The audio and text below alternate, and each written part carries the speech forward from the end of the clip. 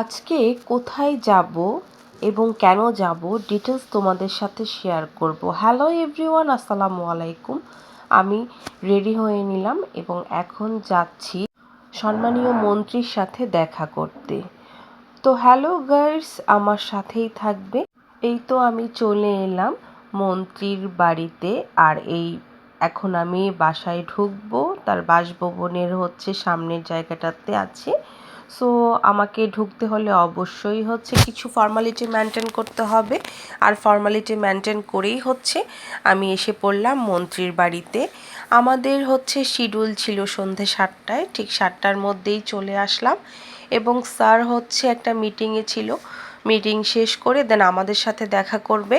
আর এই যে আমরা সবাই মিলে অনেক আড্ডা দিচ্ছিলাম। এই সময়টাতে আমরা কি করব, বসে বসে আমরা অনেক গল্প করছিলাম, আমাদের প্রোগ্রামের ব্যাপারটা নিয়ে আলোচনাটা সেরে নিলাম। আসলে একটা প্রোগ্রাম করা যতটা না দেখতে, অনেকটুকু গিয়ে বেশি পরিশ্রম আছে একটা প্রোগ্রামের পিছনে।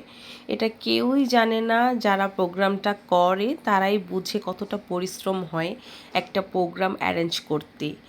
যাই হোক, তারপর আমরা ওয়েট করতে করতে এই সময় স্যার চলে আসলো।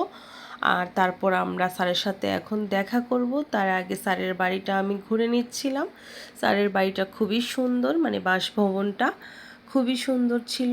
এই যে পুরোটা ঘুরে ঘুরে আমি দেখছিলাম, এবং স্যার খুবই ভালো মানুষ ছিলেন, খুবই আন্তরিক ছিলেন। আর এই তো আমি এখন স্যারের সাথে দেখা করতে যাব। এই স্যার আমাদের নিতাই রায় চৌধুরী, আমাদের বর্তমানে সংস্কৃতি মন্ত্রী। আর স্যার আমাকে অনেক অনেক কথা বলল, অনেক কথা বললাম আমরা। সবশেষে আমরা আমাদের মিটিংটা শেষ করে দেন বের হয়ে এলাম।